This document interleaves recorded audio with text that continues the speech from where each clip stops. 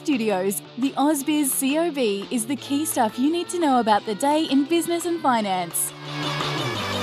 Welcome to the COB. I'm Juliette Sarli, along with Danny Akuye. And Danny, of course, the RBA in focus today. We have seen the market close lower, but off some of the earlier lows. So we saw a little bit of momentum coming back when the RBA kept rates on hold. I think we're off by about 1%. We were down by as much as 1.2%, 1.1% there on the CBO 200. Absolutely, and it looks like the ASX 200 before final trades go through is off about 68 points and about 0.96%. Aussie dollar took a bit of a beating though, Jules. It's down to 65.83. So tried to go up to that 67 US cent level over the last couple of days, but it has been, you know, basically retreating. So yeah, I think that was just on the sense that, you know, perhaps the RBA was a little bit more dovish than some had been expecting.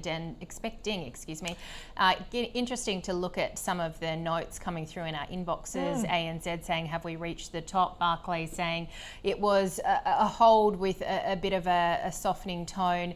And of course, that was really the key news of the day. The RBA will leave rates on hold at 4.35%, and they don't meet again until February. They don't, and obviously they've also issued their new meetings for next year, and it's not going to be a monthly meeting. But yes, it was all about, if we look at the three themes, the RBA on hold and continuing to be very, very data dependent. I was just chatting with Warren Hogan. He said even if they don't go in February, it might mean that there is March. So I'm afraid, folks, it's still a wait and see scenario going into 2024. Indeed. And as we mentioned, it was a risk-off day on the markets, and a lot of that weakness as well, not really RBA related. It was due to the big falls that you've seen in commodities markets. So the materials sector certainly the worst performer today, and we mentioned the Aussie downer there as well, below 66 US cents. And it's interesting to see in those basically those trade numbers, a lot of Aussies travelling overseas still. So still people travelling. They just can't get rid of the travel itch, can they? That travel bug, we've all got it. Let's have a look at some sectors, including energy today. We mentioned the weakness in commodities, all those key players underwater today. Woodside Energy off 2.5%, Ampol down by almost 1%. Yeah, and let's have a look at the big miners, and just chatting iron ore with Attila Widnell before, and South 32 really taking the full brunt. They're obviously more diversified. They're off by almost 2%, but the big Australian off by 1.5%, and Rio off by 1.1%. Okay, having a look at healthcare as well. CSL was lower, Sonic Healthcare, Cochlear, ResMed all moving higher today. Fisher & Paykel was down by over 1%. And having a look at some of the other healthcare players, there we go, a little bit mixed out there too. Pro Medicus rising by 0.7%. Now, a little fun fact that someone I know called Rudy Philippek Van Dyke tweeted is that ResMed is on the list of the top performing stocks in the S&P 500 over the last, I'm quickly trying to check how many years, it's from Charlie Bolello. It is number 18. Wow. So it just shows that Aussie stocks can particularly punch above their weight in terms of performance. And yeah, I'm just having a quick look for everybody here just to say, so this is the best performing stocks in the S&P 500 over the last 30 years, and sitting there in number 18th position is ResMed. If only Rudy remembered things like, I don't know, wedding anniversaries as much as he remembers what stock is what on the S&P 500. All right, let's have a look at some of the companies we've been following. Origin shareholders rejecting a $10.6 billion takeover bid for the company. That was yesterday. Origin rose again today, up 2.5%, $8.06. Absolutely, and I've really been put off stride there. Now, Evolution will acquire an 80% interest in North Park's copper gold mine in New South Wales from a CMOC Group, with 400 million paid up front and a further 75 million after contingent consideration. And they are going to have a $525 million fully underwritten institutional placement and a $200 million new 5-year debt term facility. Rio Tinto shares down by 1.1%, $125.63. They have approved $77 million for the pre-feasibility study. That's to progress development of the Rhodes Ridge project in Western Australia. And looking at Fortescue, which was down by just over 1%, they have an update on their Bellinger iron ore project in Central Africa, saying the first products are ready for shipment. And Samphire also in focus. Now, this is an interesting story. An Indigenous group calling for CEO Brendan Harris to step down for what they say is the miner's failure to address heritage damage at a copper mine in Western Australia. Samphire closing off by more than 2.5%, $6.19. And the stock of the day was IPD Group, and the guests were Mark Gardner and Rudy Philippek Van Dyke.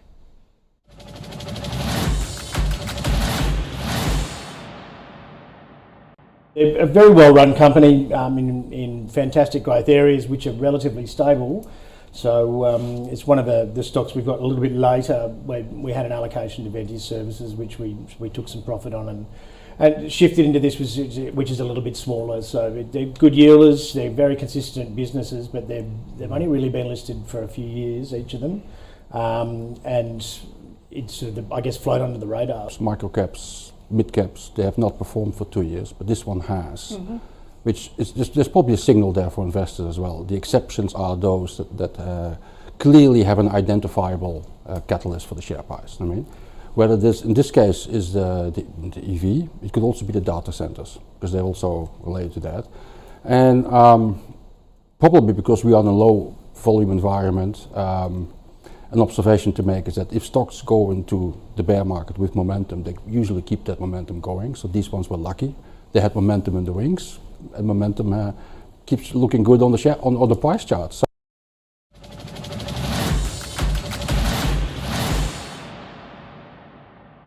Okay, now welcome to the COB, our Tuesday guest, Martin Crabb from Shaw and Partners. Martin, thank you for dashing. Thank here. you, Danny. Good to be here. Exactly. So the RBA decision, no decision, hold, pause. Markets thought it was a bit more dovish, or did the markets just get too revved up in the run-up to the decision? Yeah, obviously Michelle Bullock had been talking about another hike, and they hiked last month, obviously. But this was surprisingly dovish, not like crazy dovish, but they said there's no wage pressure.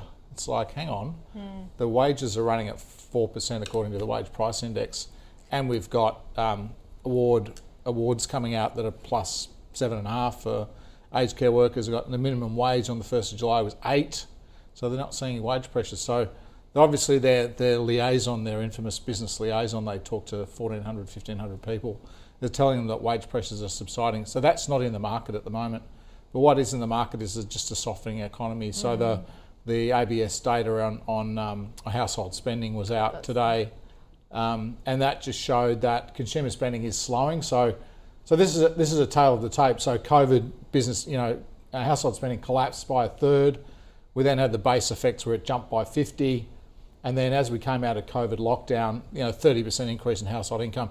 Guess what? That's inflationary. But every month since then, it's been coming down, and the latest read was just up 2.7. So a big slowdown in household spending. And this is just one measure, it's monthly, so it's not as broad as some of the other measures. But the RBA is looking at this saying the economy is clearly cooling, the job ads are cooling, these are cooling. But for them to say we've won the wages battle, I think it's a little bit premature, but the dollar's responded to that, the bond market's responded to that, and a rate hike's almost been priced out. Well, I was going to say, have we reached the top? Yeah, I think so, yeah. I think most people kind of going back 3 months ago said they're done, and then the data came in a little bit stronger, and Michelle came out and said, yeah, we're a little bit hawkish, more hawkish than the previous guy, which is her creating her own stamp, I suppose.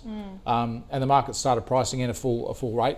I just looked at the futures just before I ran down the hill, and we're 4.39 for March futures. So it's only 4 basis points higher out than of 20 out of 25. So. Would this create a precedent? Because there was so much narrative around if they go once, they always go twice. Yeah. So this is setting a precedent, or you just throw that all in the garbage bin like it's just a narrative? Yeah. This whole data dependency, I mean, everyone likes to think that they're on a predictable course to hit some sort of target, and they know exactly what levers to pull. And most of this is theoretical, right? Where's R star? Where's the NAIRU? All these sort of notional things. Where are inflationary expectations? I mean, they're all theoretical constructs. So the Reserve Bank not say they don't know, they've got a reasonable idea, but they don't have accurate, understanding of when they increase interest rates from 4.35 to 6, or to 4.6, what's that going to do to the economy? They don't actually know. So I think the market is speculating, and they're probably even saying we need more data. So the key numbers, the CPI, the debt quarter CPI that's out on the 31st of January, which is like a week before the next RBA meeting, so on the 4th of February, whatever it is. So that's the key data. So you can go on holidays, go to the beach, have a swim, and come back and look at the 31st of January. That's the key number to look at next. So just forget it while you're at the beach. All right, Exactly. We have seen gold prices. I mean, these new records. We've also got this Evolution deal. What's your picks in the sector? Yeah, it's interesting. So just trying to unpack that, because that stock was in trading hold all day today. They've obviously announced the acquisition of North Parks, which some of the media had been speculating as early as sort of March, April this year, that the China molybdenum company, I think it is, that sold that. Hard word to say. So they bought this from Rio. The Chinese bought this from Rio a decade ago. They've been sitting on it for a decade, and they've been mooted to be a seller because it's not a natural asset for them. Whereas Evolution obviously want to get bigger in gold, and this deal also gives them a lot more copper. So it increases their copper production by about 50% and increases their gold production. So gold mining is all about scale. That's why Newmont bought Newcrest. It's all about getting more scale into your operation. So it looks prima facie like a good deal. It increases their copper exposure, which everyone is bullish on. Yes, about to Because say, you can debate whether you need lithium. You can debate whether you need graphite. You can't debate whether you need copper. We need lots of copper to basically to rewire the world. So this looks like a really good deal. They also announced an increase in their production guidance. Quite significant increase. So they're producing more gold, they're producing more copper at a lower cost. So I would have thought if the stock didn't do that deal today, that would have been up, but the gold price is obviously a fair bit weaker. So a lot of the gold stocks were down today.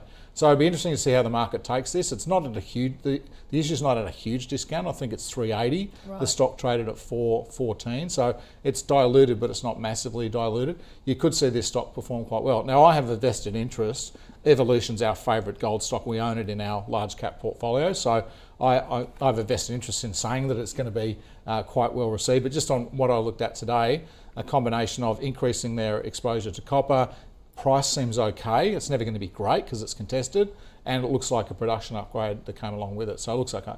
And so Evolution is obviously the preferred over something like a North Star.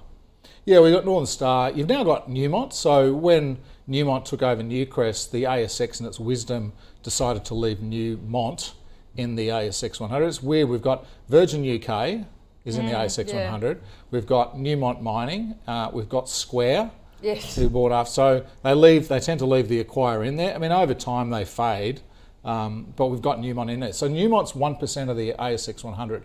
So it's actually the biggest gold producer. If you want access to gold, you can buy that. But people are pretty much saying, do you want a little bit of copper, buy Evolution, or if you want straight gold, buy Northern Star, and now you've got Newmont as well. I thought you said you like Ramelius in the small cap. Yeah, so we've got a team of analysts at Shaw & Partners who cover the small and mid caps, and I think Ramelius is one that's flown under the radar a bit. There's been a lot of upward movement in the gold price, as you mentioned. I think it's at a record high, or close to a record high, the gold price. And going forward, most people, including us, think the US dollar will be weaker next year. So gold's going to be a recipient of that. So you want gold in your portfolio. As I said, Evolution, the large caps, but if you want a small cap producer that's under the radar a little bit, Ramelius looks interesting. Fantastic, as always, Martin. So insightful, so informative. Thank you for joining the COB. Always a pleasure, thank you. Okay, hopefully you can cool off in our little sauna for a little while. Okay, let's check out now the leaders and the laggards today. And Origin Energy bouncing back after the fall yesterday, up by about 2.5%.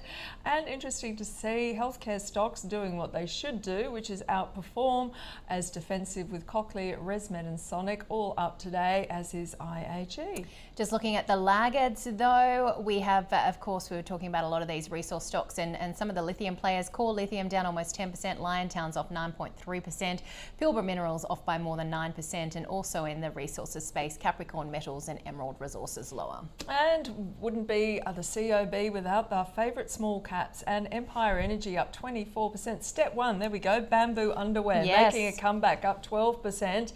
Clearview Technology, gosh, they've been in the news quite a lot. They were up 6%, and Avita Medical up 5%. And to the downside, in the small end of town, town. Meso Blast, I think it did a capital raise. So yeah, Martin's nodding, so I got that right. It was down 21% as it came out of that. Radon Resources off 14%. Jervois Global, we love saying that. That's off by for almost, Kyle. For Kyle Rodder, if you're listening, down 12%, and a couple of other stocks in there too. Okay, let's check in what is happening overnight, because we have the US S&P Global and ISM Service PMIs. We have the US JOLTS job openings report, which normally the market doesn't focus on, except I think last month they decided to. And we've also got some US earnings, AutoZone, Box, JM Schmucker, that Neo, and very Toll American. Brothers. Yeah, housing stock there. All right, and having a look at what we're looking out for, I should say, tomorrow. Of course, the big one, third quarter GDP. We've got Eurozone retail sales for October, the US trade balance, the ADP private sector jobs, and then here, investor days for Endeavour and Rio. Yeah, and I think Rio is hosted from London, so I guess that'll be tomorrow Afternoon, Yeah, absolutely. Well, let's have a final check and see where the market has closed. The ASX 200, we have It's down 1%, I think, 68.7 thousand, and oh no, that's the SPY. Sorry, 63.7 thousand and 61. 9/10 of 1%. Yeah, 9/10, and there we go. The CBO 200 off by just over 14 points and 1%. And the Aussie dollar, I hope you all grabbed your Aussie dollars or your US dollars when it was closer to 67 cents, because it's currently trading at 65.79. But if we said that a month ago, we'd be excited, right? Wasn't it? 63-ish? Yeah. Yeah, I know. But hey ho, you've got to grab while you can. Indeed. Anyway, well, that is it for today. But we've had lots of fantastic interviews, which are all available on our website.